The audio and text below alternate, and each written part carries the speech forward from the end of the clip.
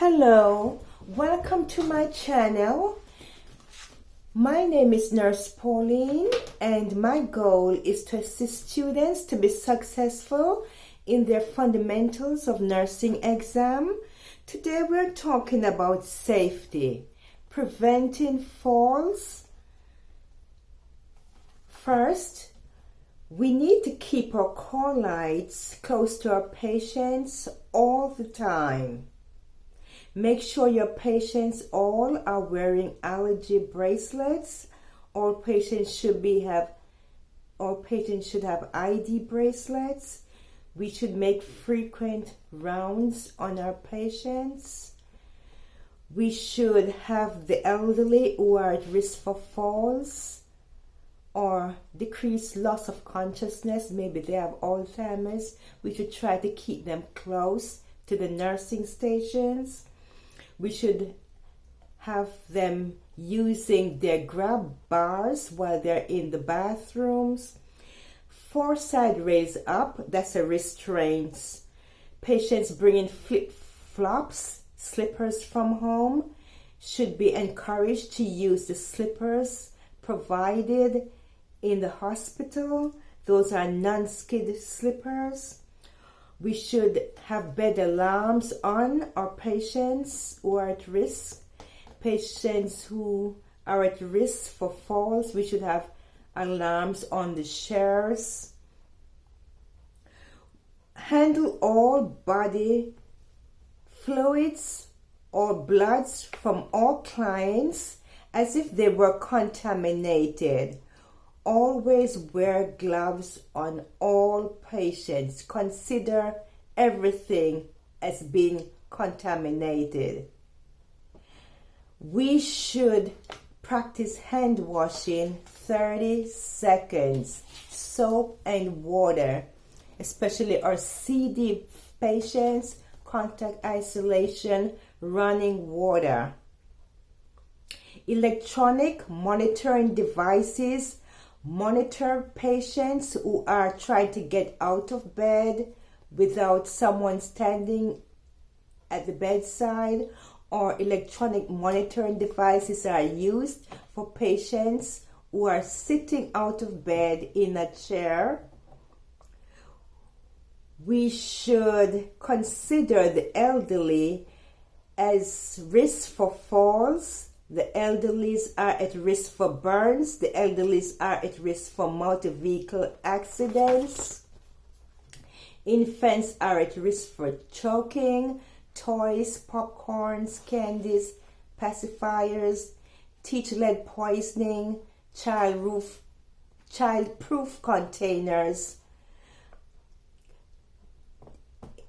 Children under 3 years old should have car seats facing rear facing car seats.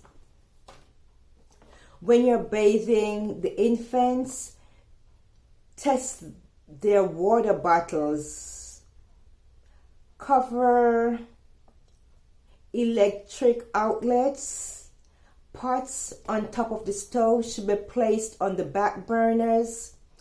Prevent drowning infants. Infants should use safety helmets or life jackets. Safety hazards for infants and newborns. They risk suffocations. Place them in the prone position. Prevent choking, aspiration, burns, crib death. Playpen accidents. Prevents poisoning. Carbon monoxide poisoning. Make sure we have our detectors in the home. Carbon monoxide, they are clear, odorless gas. Signs and symptoms of headache and weakness, we need detectors in the homes. We need carbon monoxide detectors. We need smoke detectors in the homes. Most causes of food poisoning is E. coli bacteria, listeria. When patients are bleeding, please apply pressure. When patients are bleeding in the case of an accident, Do not move them because possibly they may be having internal injury. Do not move patients in motor vehicle accidents. When patients are bleeding, apply pressure, please. For fractures, assess swellings, deformities, check pulses, immobilize with splint. In the hospitals, we have MSDS. That stands for Material Safety, Chemical Spills, Data Sheets for precautions for handling spills.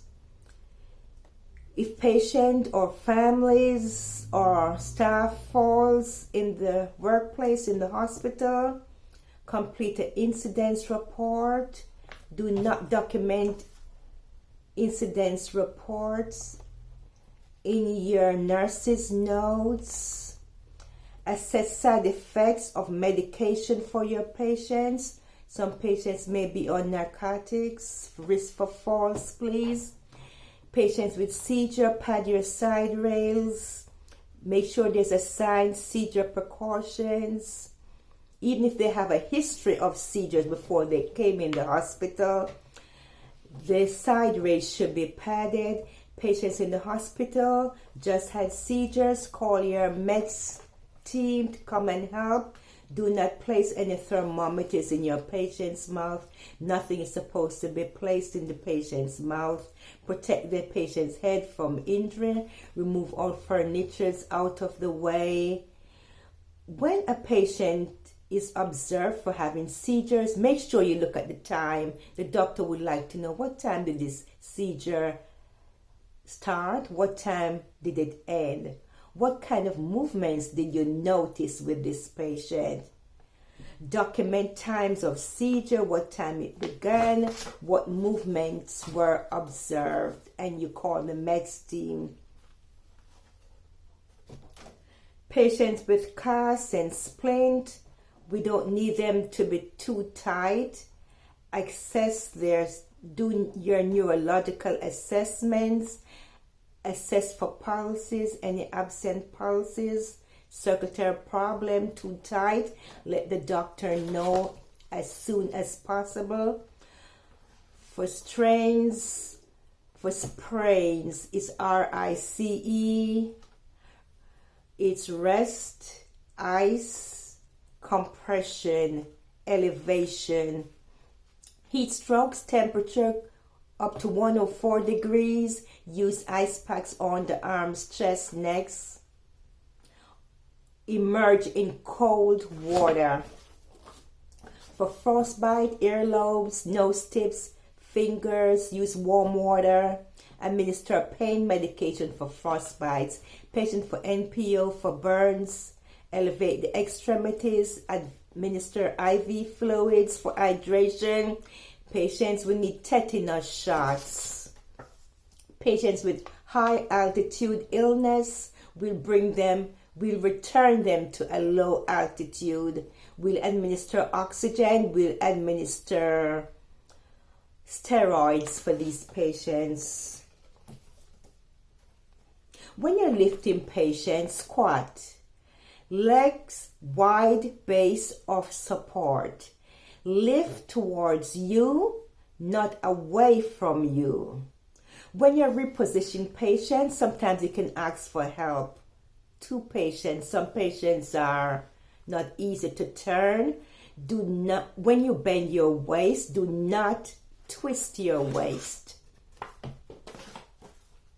When you're triaging patients for emergency, we have class 1 triage. This is for your high priority patient emergency, highest priority class 1. This is a life-threatening illness. Class 2, urgent, patient has major injuries, no life-threatening. Class 3 is minor injury, not life-threatening.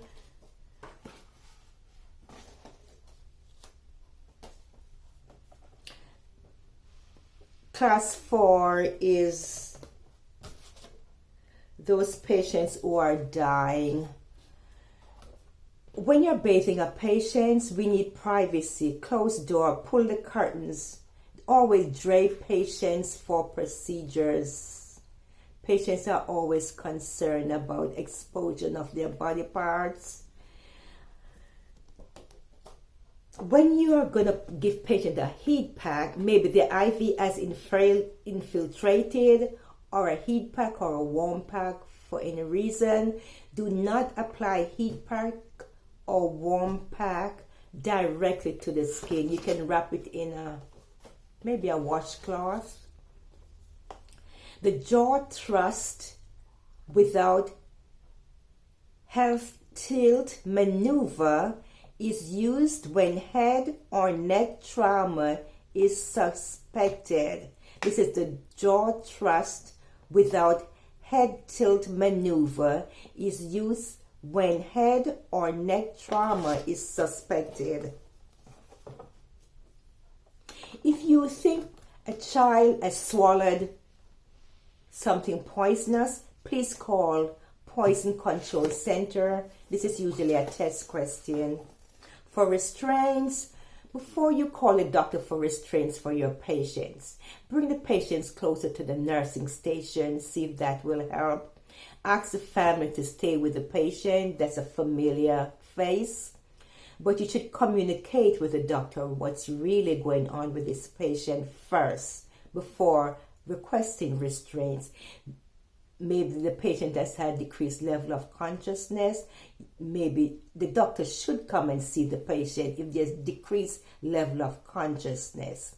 If patient has decreased level of consciousness and their vital signs is not stable, they're symptomatic, we will call the meds team to come and help us.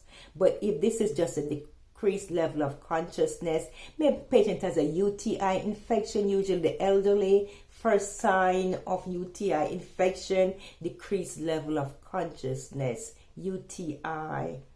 But if the patient has a decreased level of consciousness and the patient is jumping in and out of bed, will not stay in bed.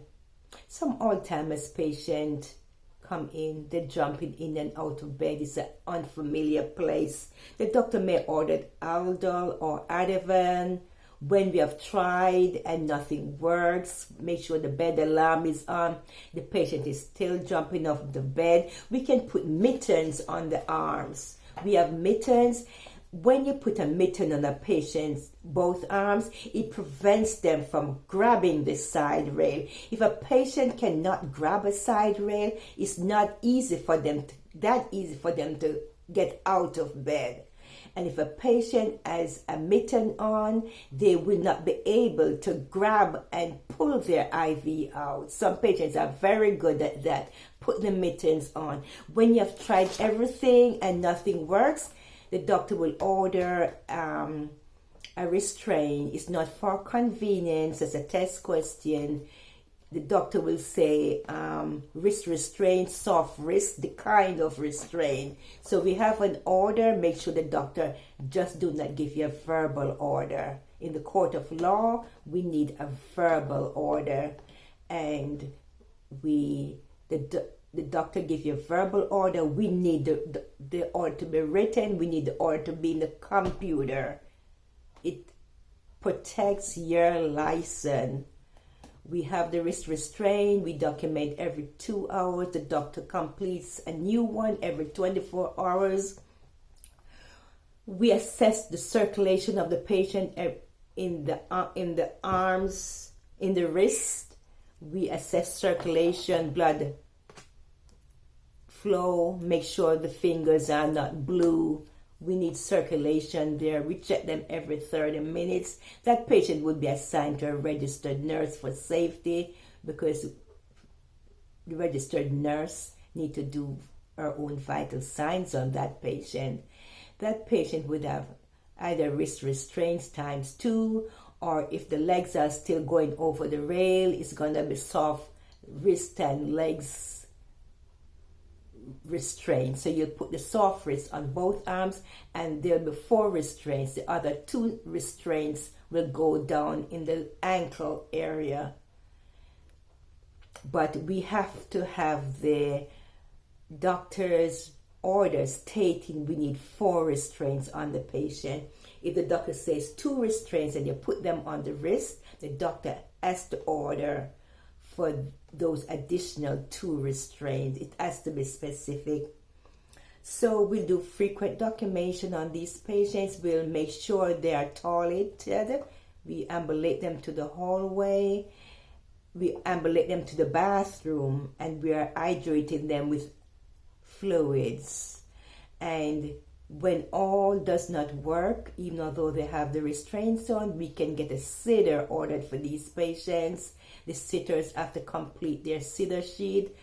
They're hydrating, they're giving them oral fluids, they're bathing them, they're dressing them, they're changing them, they're repositioning them. Whatever they're doing for the patients, they have to document on the sitter sheets and sign, but the registered nurse is totally responsible for this patient. We have some patients in oncology. It's the male patients. They have prostate cancer. They will have internal seeds. These are radiation implants. These patients will go in a private room. Prevents accidental exposure to other clients. I spoke about seizures, patients. After seizures, we always make sure the patients are in a quiet environment. We turn off all the TV and music and traffic. Keep a very quiet environment for seizure patients.